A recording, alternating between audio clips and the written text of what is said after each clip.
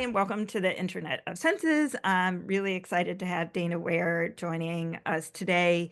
To me, she's really a thought leader when it comes to creating and envisioning innovative, massive multiplayer gaming experiences, or just an easier way to say that is like putting a bunch of people together in a kind of like digital and physical experience. Like she's the one who I would ask, like, what do we do? How do we handle this? Right now, she is the chief creative officer at Around, where she leads large scale, I would say stadium wide augmented reality experiences, but we can discuss whether they have to be stadium wide or not. Previously, she was creative director at The Void, which is a cutting edge location based VR entertainment experience. And really, at least for me, the place where I went, whoa, this is what VR could be about. And it was exciting when I met her to realize she was such a central part of that.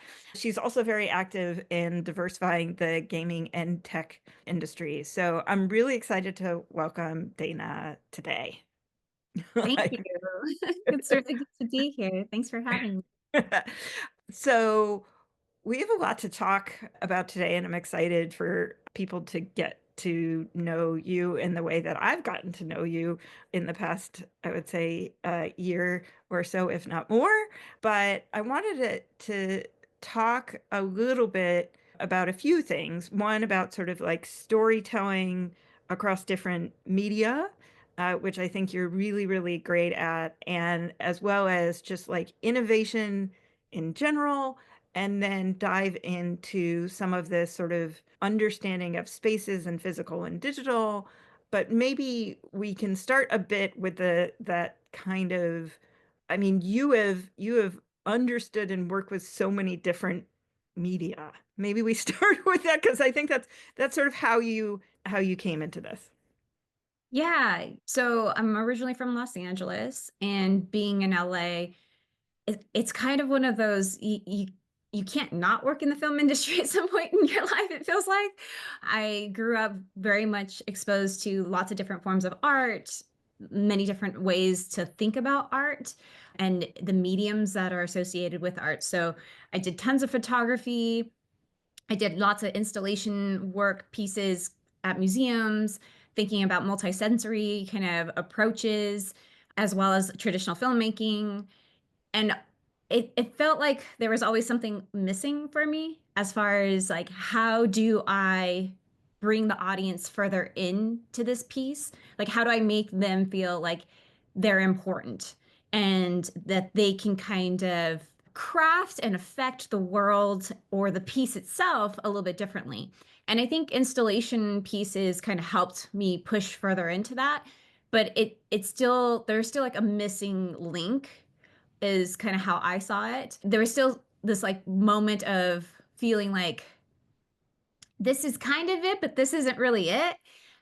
I And then, had that too the first time I put on it, and I was like 360 video even, and I was like, it was like my body calmed down because I was like, oh, this is what it's like. Like this is what it's like for me to watch a really, really, really good story. I'm mhm, finally here. And I'm like, why didn't I know about this before? yes, yeah, I felt the same way. And like VR was one of those like moments where you're like, okay, this is closer to it. But when it was 360 film, it felt like it was closer, but that ability to have agency and affect the world around you was still kind of missing for me, right? So it was Absolutely. like I could kind of use like the like head spot pointer to like tell it where I wanted to like It's touch like things. the clickers that didn't quite work. But that Yeah. was for me that it was actually, and I don't think I've told, like it was going to the void for the first time that I went, oh yeah, Yeah. this is Yeah. where it was. Yeah. Like this is what was missing. It was like that and trying like really, really good haptics. Like Yeah. that, Yeah. those two, I went, hilarious. Like I had no idea. Yeah, it's interesting because once you start to like take the technologies and start to layer them upon each other, because they serve different purposes, right? And so once they start to intermingle with each other and start to complement each other, then you start to like understand how you can actually bring in all of the senses, activate all of the senses, and have those become the thing that ushers you into this new experience and this new reality, because there is tangible feelings, emotions that are being triggered that then help you have placement. So it's like proprioception is a big deal. Like that was something I really I got love into that. for a I while. love that word. I learned that word, unfortunately, really recently, of just like yourself in space, that it's Yeah. like who you are Yes. in space, which Yeah. is sort of that thing, right? When they go, oh, there's this scent, there's the smell, there's Mhm. taste, there's Mhm. whatever. And it was Mhm. like, and that's another one. So how did you, if you were going like, okay, photography, okay, film, okay, something's missing. I think it was like museums or installations. And then how do you Yeah. go, okay, I guess now digital. Like Yeah. what Yeah. happened there? I think for me, like I always really enjoyed games in general. Like I mean, I spent like one entire summer only playing Cruising USA over and over and over and over and over and over and over. I don't know why that was the game, but I would not stop playing it. So I have been obsessed with all sorts of different games from the time I was a little kid, and then had a big gap of time where I wasn't playing games anymore because of financial and situational kind of things that had happened in my life at that moment in time. And so I just didn't have access the way that I had previously. And so I stepped away from it, and then I realized once I was like, what is this interactive piece that I keep wanting that's missing? And it was like, all of a sudden it dawns on me. I'm like, oh, it's because you liked to play games and you could affect the world when you played games, right? There were rules, there were systems, and if you did something, it communicated back to you, right? The system communicated back to you. And so acknowledged you as a person. And that was the part that I think with all the other mediums for me was missing. Like I even tried to play with sensors, right? Like I was like, okay, like if you get closer, it'll do this. And if you get further away in physical real spaces. Like Um, the human element of it. It's sort of funny when you talk about this, and we'll go back to this, but it's like it does remind me of how you talk about people being part of gaming, just like the industry of like you yeah. need to be a part of this. So it's like this need for this building of personal experiences, but group experiences Yeah. too, right? Yes, 100%. I think it started off as understanding that the individual experience was the thing I wanted to explore, and the technology allowed for that, but it didn't really allow for these shared experiences. It didn't facilitate that super well yet.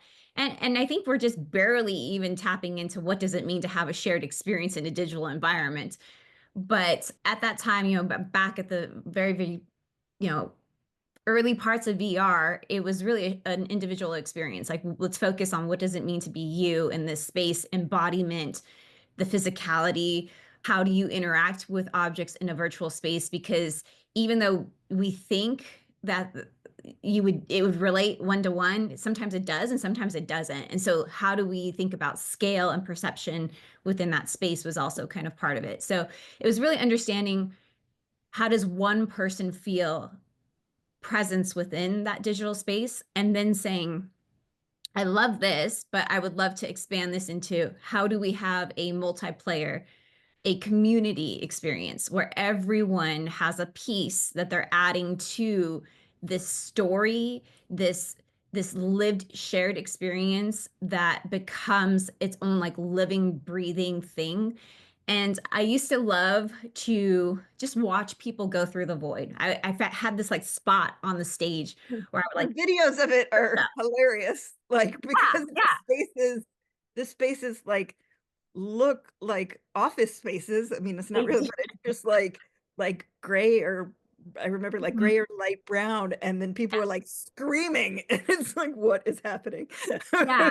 Yeah, because all those walls, like we were able to reconfigure them, right? So it's like you would have them set up in different ways, so they kind of they were meant to be a little bit more malleable, right? But they were still walls. They're definitely able to hold a body up in case someone got so scared that they pushed up against the wall because they were afraid of I something. can't do Um, anything that's scary in VR because I like yeah, I can't watch. anything when people are like, this is great, VR, we're gonna do something and jump scare. And I'm like, absolutely not. I have to watch like 2D like horror movie during the day, sound down, doing something else. Like, I don't put me in a scary. Yes, So I didn't do I all of get the it. void stuff, I will have to admit, because I just was like, nope, absolutely not. So this was so the void though that you got like two, not one, but two master's degrees. Was that like right before when Yeah, you're like in yeah. the I like really wanted to figure out the gaming aspect of things. And so for me, it just kind of made sense to go and get a master's degree in game development. And I think also because as a woman in the tech industry, you're kind of like I need to make sure I know my stuff and can prove that to people because I it's totally the way relate. it is. Well, it was when people say like I've made the bad joke of when they say like, oh, a man would apply for a job if he had like 30% of the job Yeah, description. yeah, And I was like, and then what would you need to have like 90%? And I was like, or you can be like me and create and teach classes yeah, like yeah, about the topic. yeah, Like so yeah. instead of I guess the two masters, I was just like, I'm gonna come up with like four classes and start I teaching. love that. I love that. Like, so I love that you got two masters. And then, but you said that was even early, right? That was even early from a game development and VR standpoint, right? Yeah, yeah. So when I got to the university, I mean, ironically, the University of Utah, which is where I got my two master's degrees, way back when in the 70s, made the first VR headset ever. It was a room scale headset, and it was the first VR headset. And also, Ed Catmull from Pixar came out of that same program. So we had 3D digital graphics coming out of that program, as well as the first VR headset that was ever made coming out of that program. So when I got there, I was like, well, this must be like the mecca of VR, right? Like, that was like my assumption. I'm like, this is like the mecca. Like I am gonna be here and I'm just gonna learn the wisdom and it's all gonna come. And when I got there, there really weren't any classes offered in VR at all. There was one kind of, and the rest of everything else was just taking the principles of all the other mediums, right? Traditional game development and taking the principles of traditional storytelling and thinking about mixed media and mass media kind of attributes and then molding it all together, right? Because But that's that's what you kind of do now. I mean, I feel like yeah, that even showing up, I guess, to at a yeah, university and going, oh, I guess it's not made yet, so I'll figure it out. yeah, Like that's yeah, like it's yeah, really funny as like I because in order to prep, right, I listen to the different podcasts you do and I read the different things and I one of the terms, or I guess there's a couple, but you use the term like you just have to invent the answer. And I yeah, was like, yeah, it's awesome. Like that is, and then you're like, you're inventing the language, you're inventing the answer and you're tinkering. And I was like, that is part of, I guess, why I was like, feel comfortable going like you're a thought leader, but it's like you're an innovator in that way of like, oh, it hasn't been done before. I guess we need to do it. And hmm so yeah. please like talk a little bit more about that experience at school and then how that kind of translated. Yeah, yeah. So at school, because I was like, please let me do this, please let me do that, because these are the things I want to do. They just let me do whatever I wanted to. They're like, yeah, we support you. Go do the stuff that you want to do. I mean, they had their core curriculum, but once that was like set in stone and I got that all out of the way and done, I could kind of explore and do my thing. And eventually that led even to me applying for a teaching grant, and I got the teaching grant and they let me design a whole new course on emerging medias. And so I did VR, AR, projection mapping, and then how do we bring those technologies together, right? Was also the other question to that. So that was like a really great opportunity. And those students were so lucky because I took them to the void. They got to see like all of the process and behind the scenes of stuff. Like that's like one of the luckiest groups of students I think I've ever But taught. besides, That was right before COVID. So oh, I would have loved, I mean, I would have loved to attend. It was always like, you can come to Utah. And it was like, okay. Like we'll show you everything if you come to Utah. Like, no, Yeah. but instead with my classes, it's just I think that I've had like, I don't know, 250, 300 guests. And I'm just like, if they follow them and realize the kind of people that have gone, just like the experience Yeah. of being able to see the void, like work in progress, like that's awesome. Like Yeah. it's so awesome. So you created this class about like converging media basically Yeah. and Yeah. storytelling and gaming. Yeah. That's Yeah. great. Yeah, it was really cool because there were all sorts of skill levels in the class. And so I had people who were really strong film writers, and they did not understand like the computers, or they had never seen a game engine before. But by the end of the class, they were still able to make something in VR, right? They were still able to create and make something that had substance and had a really good story to it. And so that was like just giving them the vehicle to be able to tell a story in a different way, in a new format, from different perspectives. And that was really interesting. And then the people who already had a little bit of some gaming experience, like to watch them take it to the next level of like, how do I integrate the physical and the virtual now with each other, was the question that they started to explore, right?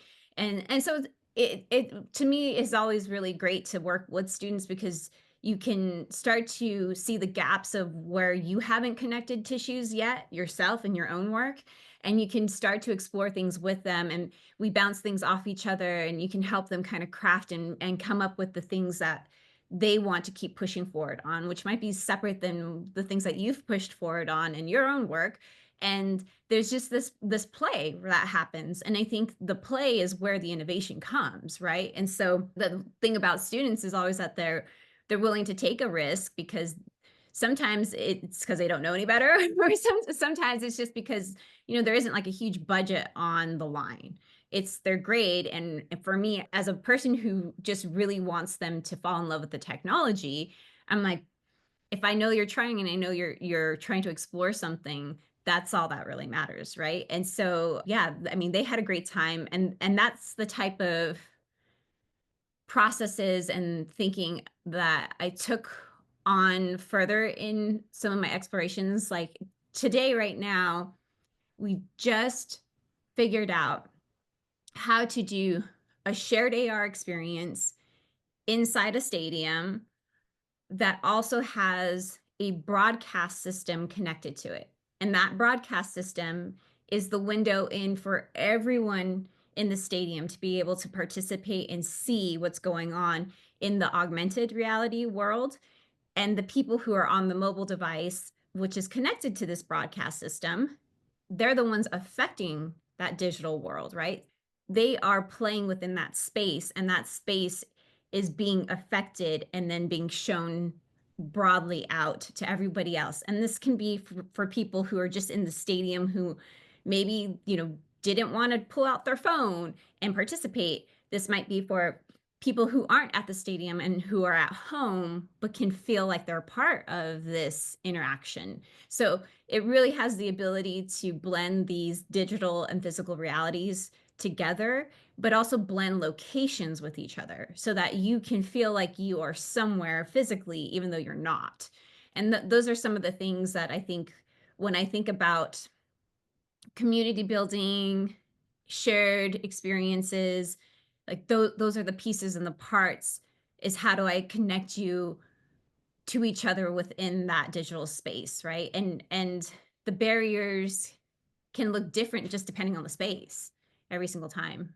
Right. I feel like you've gone from like understanding individual experiences to understanding small group experiences with a Mhm. smaller location to now, that's why I'm like stadium wide is like the location.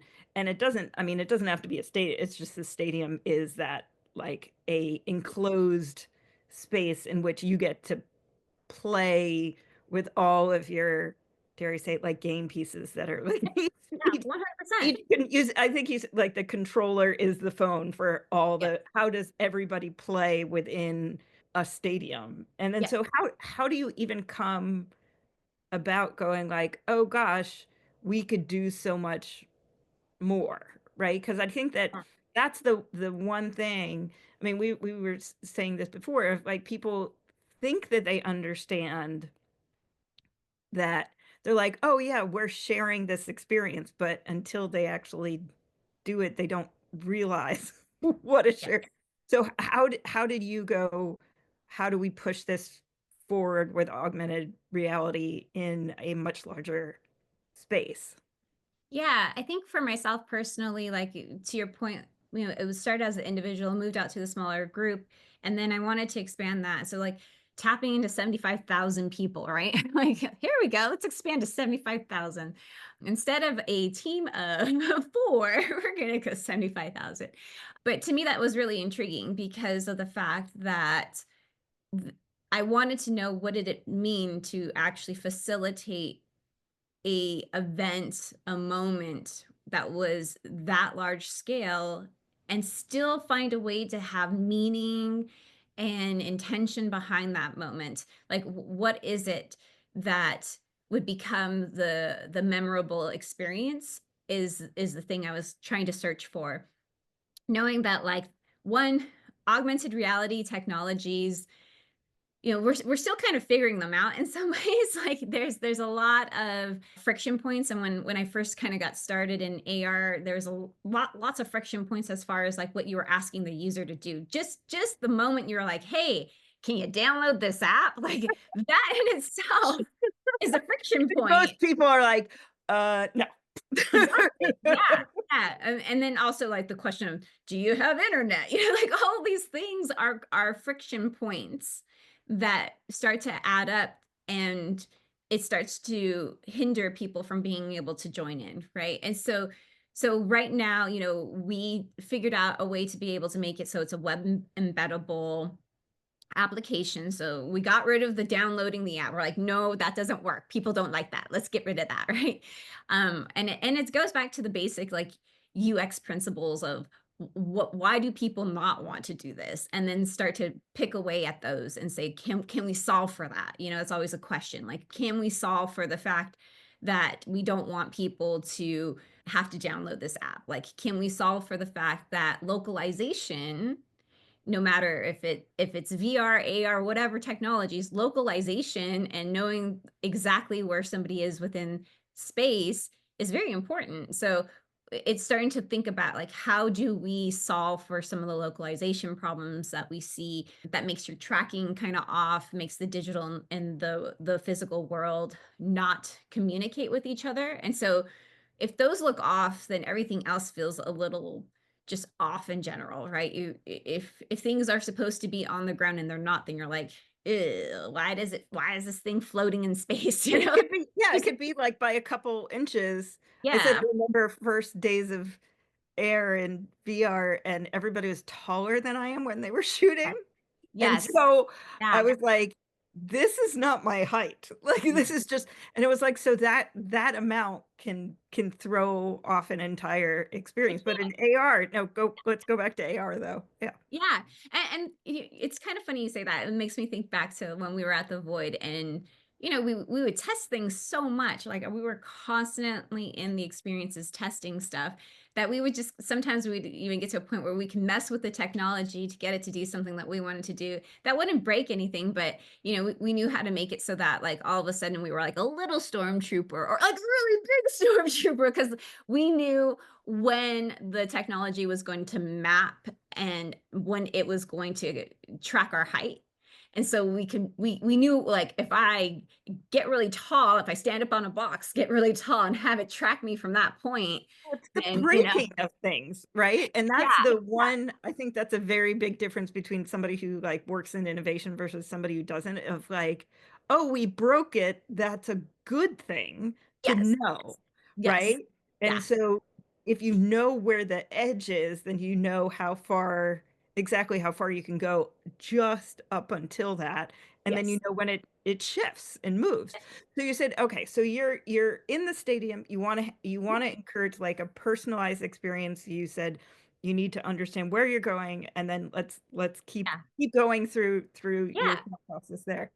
So with that, it's like, okay, with the augmented reality pieces, we have this like huge stadium, and that stadium has different levels, right? There's different levels in the stadium. So the content actually scales to depending on where you are positioned in the stadium. So if I'm on the ground level, when I look at the content, it could be just massive and huge in front of me, which that scale can sometimes be super magical to have this like huge object in front of you. We have a project with Disneyland, and the the castle is in front of you, and it just it's just so huge and beautiful, and it looks and feels like you're there. And everything about that moment is incredibly magical and dynamic because the whole world feels like it's alive with the fireworks and the balloons and just everything about it, right? Now, that I could be another person in the stadium who's on, let's say, the fifth level, and I'm going to see that castle in the stadium in augmented reality, but it's going to be scaled proportionally to the size of the stadium. So now I'm looking at it in a much smaller scale from my own perspective, but it's because it's the proper size. And then you get to see the whole entire set piece, right? You get to see the balloons and the castle from a new perspective. And the fun part of it is it doesn't matter which perspective you're at, if you're on the ground level or you're on the fifth level, it still is unique to you, and you get to have your own unique experience with that digital world and the digital and the blending of the physical, right? So it really depends on you and your own experience. So that's how it can become this unique opportunity to see things from a new perspective because it's your perspective and it's really dependent on you at that moment in time. The nice thing though too is that we are able to have a multiplayer experience. So you're playing with your friends. We split you up into two different teams, and so you're competing in this big firework competition. And there's this story that goes along with it, and it's a lot of fun. You know, people just have a really great time, and they just enjoy it. And it's tapping into those types of opportunities where people can feel like they are helping someone win a trip to Disneyland, right? The same thing with our Uber Eats experience. It's really fascinating to see how you can bring people together, split them up into these four different teams, have them working with each other to try to win the big prize, and then the reward, I like to call them real life loot boxes, is you actually get a coupon for Uber Eats food and it's delivered straight to you. Like it's instantaneous. Like you the digital and the physical world are just blended and it's one seamless user experience, right? To be able to have this community um partnership where you're working together for the same cause, right? You have the same goal, and then you get to celebrate together in the real world after.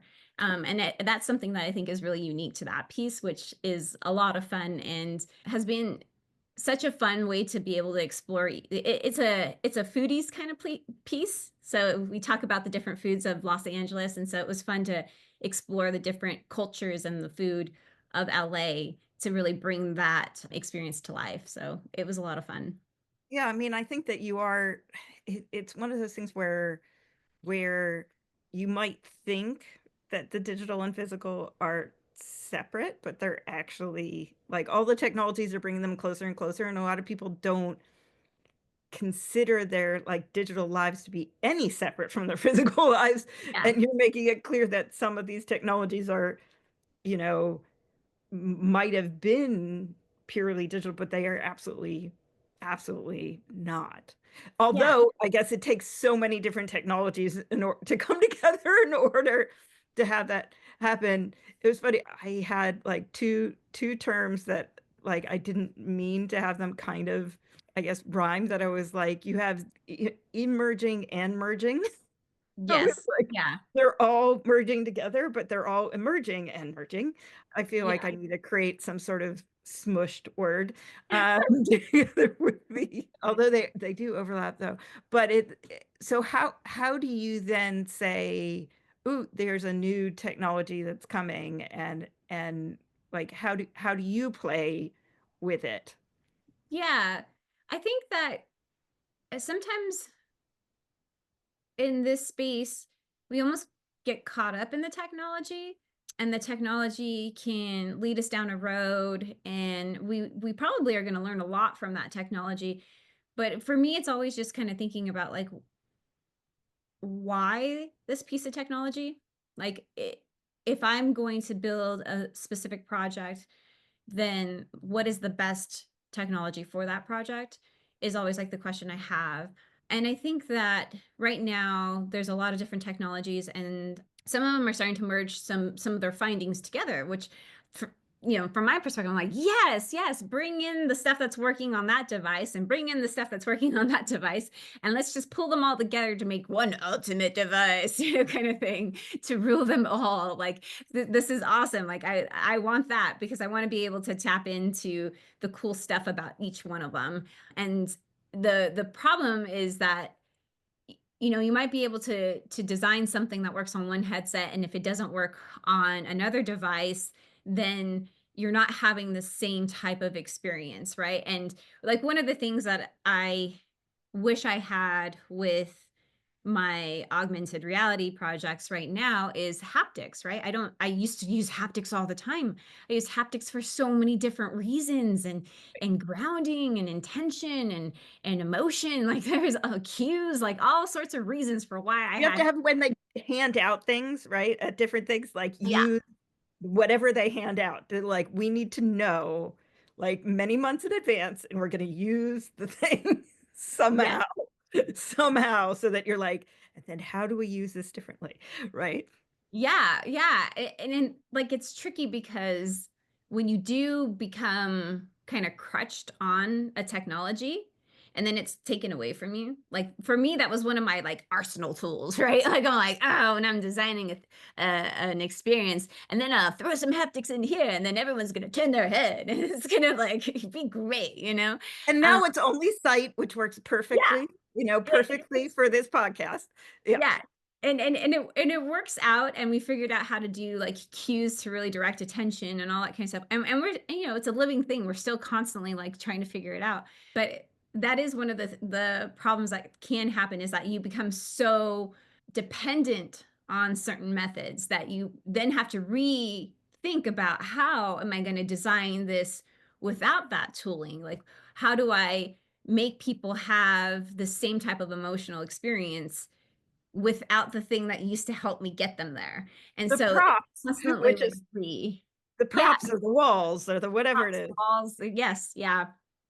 All of those bits and those pieces, right?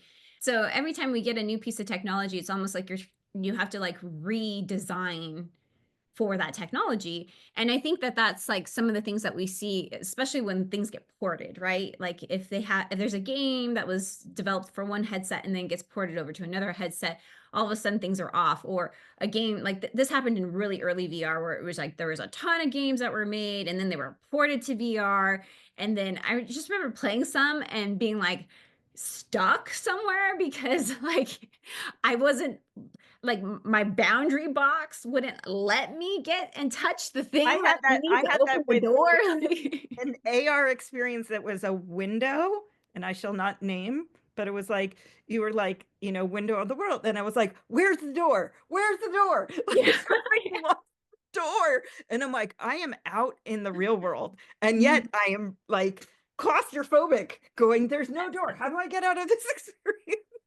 Yeah, yeah, and those are the emotional memories that people might take away, right? And so that's the stuff that we try to avoid, and we try to make sure that people have these positive experiences when they're going in and trying things, especially with new technology, because then you don't want that to become the memory that they take away with them, and so they'll never do VR again because it was like they were claustrophobic, they got motion sickness, they got whatever it may be, it was a negative experience, right? And so I think as designers and creators, when we're working with emerging technology, we need to be very, very mindful of our audience and make sure that we're designing to facilitate a positive experience. Like, and that sounds so simplistic, but sometimes people will put things in because like, oh, I want you to feel sick here. And it's like, no, no, no, no, no. We don't need like a You're certain percentage of so your population is you're going to feel so sick no matter what, you know, like. but you're so centric, and I don't want even want all the people have the debate about like users or whatever, but maybe it's player, centric of like what do we want this person to feel? What do we want this person, what is this? And then technology sort of secondary to that to figure out like how far can you go with this and what do we want to have? I don't see that many people thinking about that psychology as much as you do, at least for me. I think it's awesome. Yeah, yeah, I think, there's probably, like, a few different reasons for why it's become such a central part of it, but, in traditional game development, like, the user is or the player is a really important piece to all of it, right? And so remembering that is the most important part is that this person has a positive experience and is able to perform the functions that you're asking them to perform. And that sounds so simplistic, but it really is the question like, can they do the thing that you want them to do? And if they can't, they're going to be frustrated. And if they're frustrated, they're going to be pissed. And if they're pissed, then they're not having a good time. And But they're you not having, also talk about safety in it too, which is oh, like 100%. Yeah. which Yeah. which is it, and you don't talk about it. Safety is like, oh, safety, but it's like it's like And there's fundamental. layers, right, to safety. Like safety can look like putting people into a social community situation where they're harassed, right? Or safety can look like me putting you in augmented reality and then asking you to go too close to a train. Like safety can look like, handing you a prop and then you beating up your friend with it there's like because you think your friend's a monkey, like I don't know, like there are layers of these like ways that safety without you even thinking about it becomes a thing, right? Like I've built stuff for simulators before too where people are sitting in this like big massive machine and that machine is moving them around, and how do I make sure that they don't get sick but also that like I have safety limits and controllers in there to make sure that they don't get hurt, right? And so all of those bits and pieces, it's like, well, how does this technology enhance the experience as opposed to becoming again a friction point that pulls you out of the experience is always like part of the question. And I think that that's where it's like I always hesitate with saying that stadium wide, because you do talk about like I think it's the I mean, when you're talking about gaming, you're talking about location, you're talking about it's bigger than just a stadium that you can Oh do yeah. all these kinds of things. 100%. Yeah, we can definitely branch out outside of the stadium. For us to be able to integrate in with that like broadcast part of it, having a central location really becomes helpful for us. So to know that like everything's going to be anchored in space and this is essentially my theater stage, right? Like this is the stage that everything is going to happen on. And so I know that I have certain cameras that are going to get certain perspectives, and I can use those cameras to help bring that larger group into the augmented experience. Like that's just a component of it, but it's also essential for when we're talking about blending those technologies with each other and how do they complement each other is also the question, right? Like how do we make sure that they are additive to each experience so that people are getting to have a unique new experience, but it's it has this like interactivity and it has this like larger kind of scaled perspective to it as well. So there's a lot of pieces and parts that are constantly moving right? Because we're like, how do we get this to work properly? And having one centralized location like a stadium makes it so that we can really hone in on what's working and what's not too. So we can start to like eliminate the stuff that's not helping or identify like all of the issues that are popping up and then address them a little bit easier too. Yeah. So what are you excited about coming next?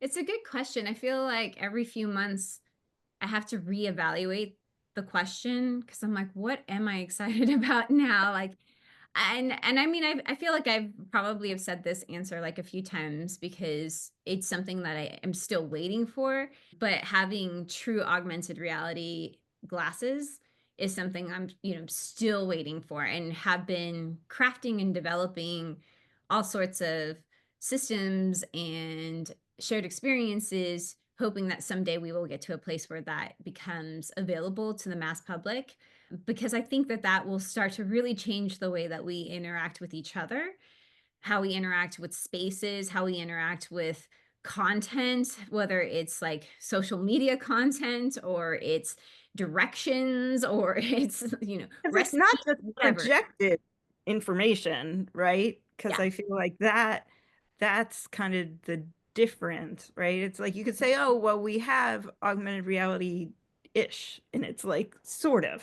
like, kind but of. not in Yeah. a way that, like, you can see it, Yeah. which And is different than what other people can. Yeah, I think that also just the headsets that we've had, I don't see them being used in a mass adoption kind of way quite yet, right? Like there again, going back to like what's the friction point? Well, if the friction point is style and people don't want to wear them, then that's a friction point. That as much as we might want to be like, oh, well, who cares?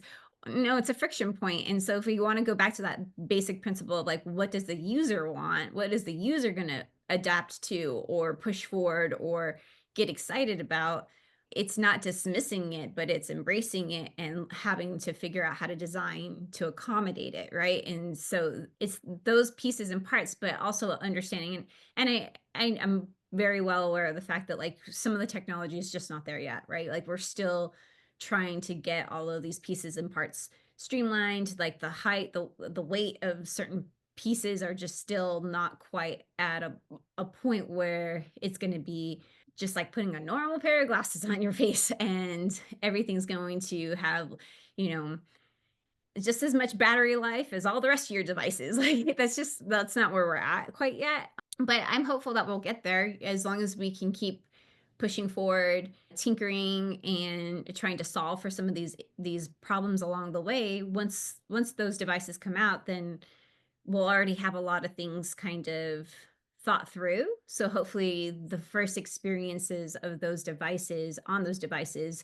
will be positive ones. That's what I'm hoping for, is that we take all our learnings right now in all of the different apparatuses that we're currently using, and then we bring that education over with us to be able to have the first wearable AR experience be a positive one, as opposed to some of the stuff that happened with the first wearable commercialized VR headset and like half the population would never go back and half the population loves it, right? Like so it's just always going to be a question.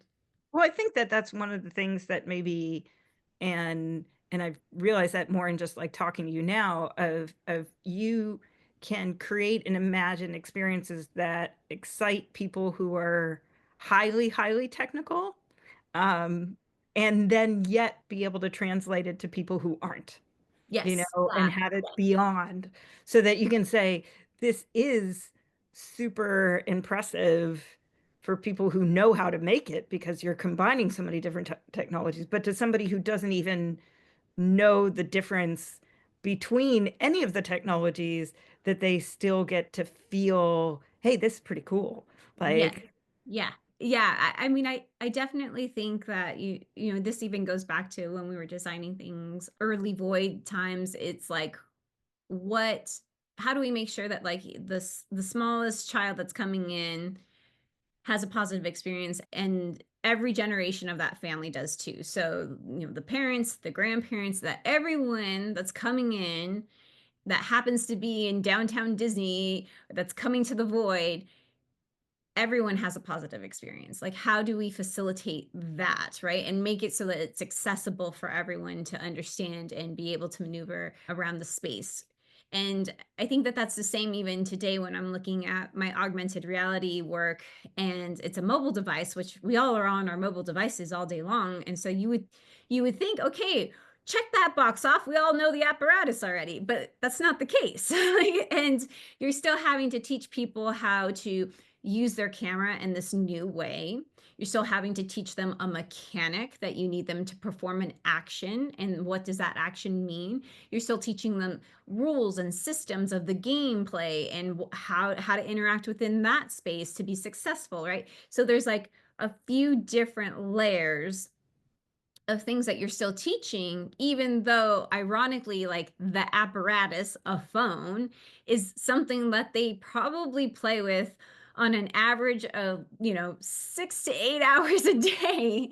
They're on their phone, so you would think that they already know how to utilize that hardware to take full advantage of it, but it's still, you're asking them to use it in a new way that they've never done before. And that's the part that we have to constantly understand the behaviors around and facilitate the proper experience with that as well. So it's kind of funny, right? Like, I mean, a And headset, reduce the like friction, the like you're friction. saying, that it's Yeah. like, how can we use I used to do that when I worked in television, like, how do you teach somebody how to use a remote differently?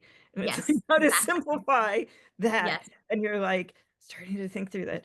But even just the idea of a phone that you think that it would be so simple, but probably each generation, there's something else that you could do with it that you have to play with. So 100%. No, and to that point, like, when you ask a certain population to take a picture, they hold their phone like this. When you ask a different population to take a picture, they hold their phone like this, right? And so even just that in itself, it's like we have to make sure that they're holding the phone the right direction so that then we can get to the next part, right? Just that onboarding. That's that's awesome. So, I do want to touch just a little bit before we wrap up about because I know you spend a lot of time sort of helping diversify sort of the gaming Yeah. population, and Mhm. so if you could talk a little bit about what you're doing there, and then with also sort of a call to action of whatever you need to help and support that effort as well. I want to be able to support you in that way. Yeah, thank you. So I am the chair of the Women in Games Plus, part of the IGDA, so the International Game Developers Association. And we are really, really trying to help people feel like they have a place and a community that they can go to get the support that they need. Our mission ultimately is just to be able to give you tools and support if you feel isolated, alone, if something has happened that maybe it hasn't been the most positive experience within the game industry. We want to make sure that we can help you feel supported. So we're revamping the whole entire special interest group, which is what this is. We are revamping it all, and we are making a big announcement at GDC this year. And so we'll have a roundtable as well as a career enrichment session. And the goal really is just to help people be able to come connect with each other, network with each other, maybe get your portfolio looked at, maybe have your resume looked at, get a headshot, and just have a little bit of some extra tools to go out there into the world with, because we know from lots of different surveys that women and women identifying non-binary individuals, they can make it into the games industry. They can get into an entry level job. Not all of them, but they make it there, right? But the percentage of people who actually make it to mid-career and to senior level positions drops off dramatically. I mean, it's a very, very small percentage of individuals that actually make it to a senior leadership role. And that is something that is very disheartening to hear. It's hard to hear people come and express their situations where they've seen the majority of the women from their company be laid off in the first rounds of layoffs. Like this is a common story that I hear, and we want to be able to give you a little bit of extra support, a little extra tools to go out there and to try to find your next opportunity, because there are opportunities, but we just have to make sure that we're supporting each other, because it becomes really disheartening and discouraging when you look at your team and you're the only woman, or you look at your senior leadership and maybe there's only one, right? Like it becomes really hard to see yourself in that position when there's no one really there to help support you and get you there. Yeah, and I think that it's kind of parallel of when you're talking about how you think of individual sort of players in a game and supporting them, you're actually trying your best to support people outside, like who are working in the industry to help them sort of, you know, win. Yeah. Right. Yeah. And so it's really uh nice and the least I could do is like give you another place to help and support you with Yeah. that. But thank you, Dana, for coming and sharing all of your stories. If anybody needs to get in touch with you or wants to learn more, where should they go? Yeah, I'm on LinkedIn. That's probably one of the better social platforms to get a hold of me on. And it's just LinkedIn. I think Dana-Ware is how it shows up. But yeah, please feel free to reach out to me. Join the IGDA Women in Games Plus SIG as well. That's another way to support and get involved. And honestly, like just try to support the women and um the individuals around you who are trying to get into the games industry or trying to have their voices heard. uh, Help the non-binary individuals feel safe within that space because we often don't do that enough or we don't pay attention enough. And I think that if we can just support each other in the day to day, that also makes a huge impact in someone's ability to thrive and survive in the games industry. No, absolutely. I hope everybody does for sure. So thank you again, Dana.